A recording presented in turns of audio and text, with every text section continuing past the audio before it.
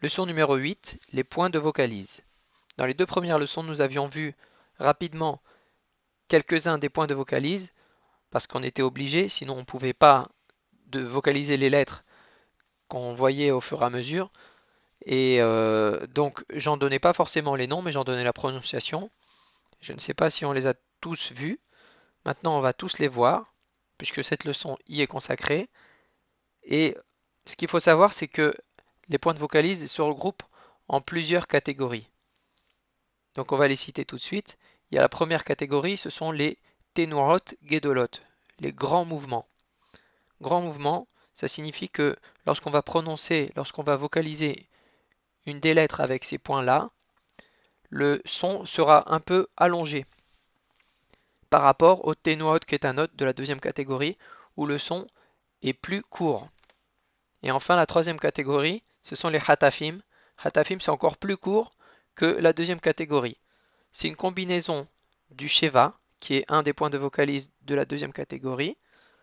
D'accord? En fait, il n'a pas vraiment de catégorie, mais je l'ai mis ici par convenience pour que ça rentre dans les cases.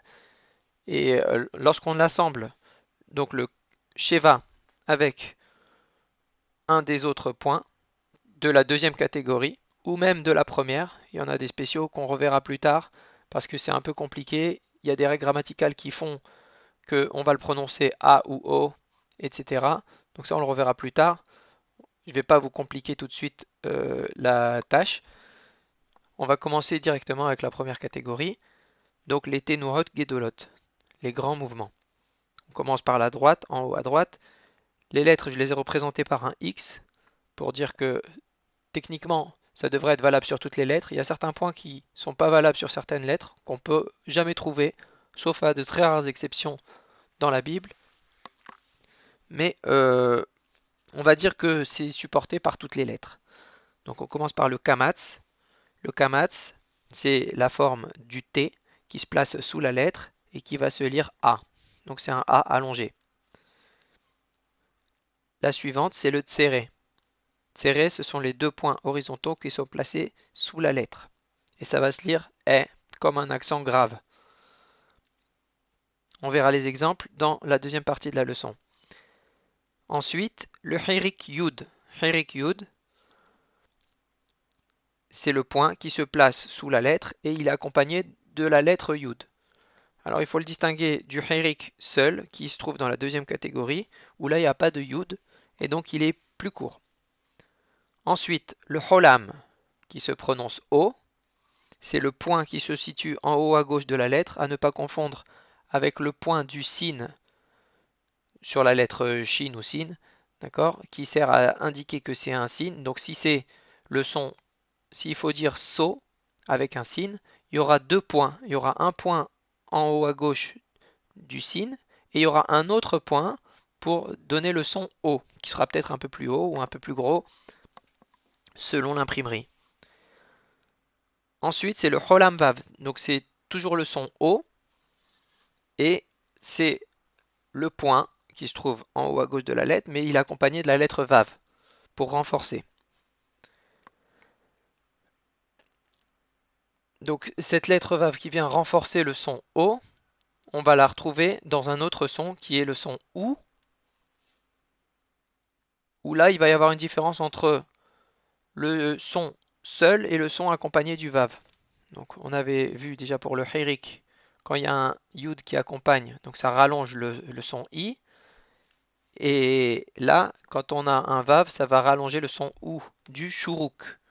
Donc le Shuruk, c'est un Vav avec un point au milieu du Vav qui va, lorsqu'il accompagne une lettre, donner la vocalisation OU.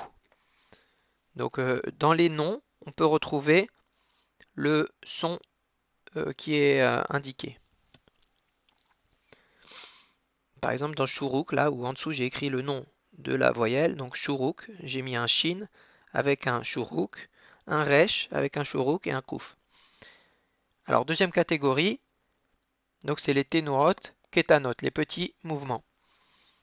On commence tout de suite avec le Patah. Le Patah, c'est un trait horizontal qui se trouve sous la lettre et qui va se lire comme un A. Donc la différence avec le kamatz, c'est qu'il est plus court. Alors il y en a qui vont ouvrir plus ou moins la bouche pour dire ah, etc. Bon, c'est pas la peine de faire la différence. Quand on est débutant, on les prononce de la même manière, plus ou moins, et personne ne va rien sentir, hein. On y verra avec du feu. Ensuite, c'est le ségol. Ségol, donc c'est le son E. Ce sont les trois points en forme de triangle qui sont placés sous la lettre. Donc c'est un E accent aigu. Mais si vous le dites comme le tséré, ça posera pas de problème. Les gens vont vous comprendre, il n'y a pas de problème. Le hirik, donc c'est le son I. Et il se place sous la lettre. C'est un point, un unique point qui se place sous la lettre. Et là, il n'est pas accompagné du yud. Donc c'est un peu plus court dans la lecture que le hirik yud. Le kubutz, donc c'est le son OU. Le kubutz, donc ce sont les trois points. Ça fait penser à un domino. Pensez aux trois du domino. Donc c'est le son qui va nous donner la vocalisation OU. C'est le point qui va nous donner la vocalisation OU, plus courte que le shuruk. Ensuite, on a le sheva. Alors le sheva, c'est une voyelle très particulière parce que parfois elle se prononce pas du tout et parfois elle se prononce comme un E.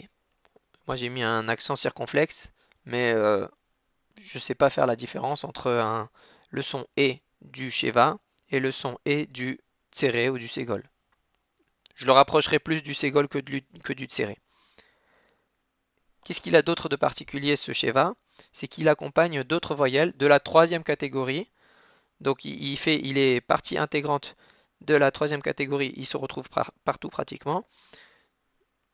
C'est la catégorie des hatafim. Hatafim, ça veut dire les prix. On les a attrapés. Pourquoi? Parce que c'est prononcé suffisamment rapidement pour considérer qu'on les a attrapés. On va voir le premier, c'est un sheva patar ou un hataf patar. C'est donc un sheva qui accompagne un patar. Ça va se lire comme un patar tout seul, mais en un peu plus raccourci. Pareil pour le hataf segol. Donc hataf segol, c'est le son E avec le sheva qui l'accompagne. Et donc ça va se lire comme un segol, mais en raccourci. Ensuite, on a le hataf kamatz. Le hataf kamatz, donc c'est le kamatz, la toute première voyelle qu'on a vue au début, avec le sheva. Et là, ça va se lire O. C'est pas comme un O, c'est un peu comme AU. Ça dépend des prononciations des gens en français, mais c'est O. C'est pas non, donc c'est pas un O, c'est pas un A, c'est O. Et le kamatz katan, il se prononce exactement de la même manière. Donc c'est un kamatz qui a exactement la même graphie que le premier kamatz qu'on a vu et qui va pas se prononcer A, mais pour des raisons grammaticales. Donc par rapport à là où il va se placer, il se prononcera A ou O. Donc on verra que souvent, ce kamatz katan, il vient à la place d'un holam. C'est juste pour contracter un mot et il vient en place de holam. On va voir maintenant les exemples avec les lettres et les voyelles. Donc dans ce tableau-là, vous voyez que j'ai mis les noms, j'ai mis des mots, et à gauche, j'ai marqué comment on va le lire. Qu'est-ce qu'on doit identifier? On doit identifier d'abord la lettre, et ensuite, on identifie les points de vocalise. Donc pour le premier mot yom, on va écrire yud, un holam vav, et un même final. Donc ça nous donne yom. Mot suivant, shalom. Donc on a un shin, donc on a la lettre shin avec le point qui est en haut à droite, un kamatz, d'accord? J'ai oublié de le marquer, le kamatz. Le lamed qui est accompagné d'un cholam vav et enfin le même final.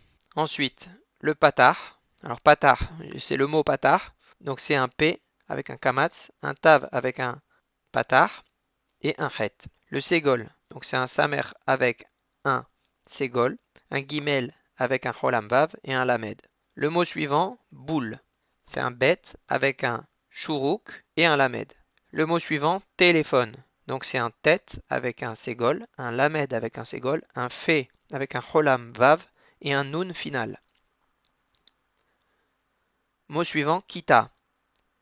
Alors kita, ça s'écrit avec un kaf accompagné d'un hirik yud, un tav avec un kamatz et un he final. Mot suivant, avoda. Donc avoda, c'est un aïn avec un hataf patah, un vet avec un holam vav, un dalet avec un kamatz et un he. Et le dernier mot, emet. Emet, ça s'écrit avec un aleph, accompagné d'un hataf segol, un mem avec un segol et un tav. Donc on va donner la traduction des mots. Yom, ça veut dire jour. Shalom, paix ou bonjour. Patah, ça veut dire il a ouvert, d'accord. Segol, alors segol c'est le nom, mais ça veut dire c'est aussi le nom d'une couleur qui est pourpre, violet. Boule, c'est un timbre. Téléphone, donc c'est pas la peine de traduire, c'est un téléphone. Kita, c'est une classe. Avoda, c'est le travail. Emet, c'est vérité.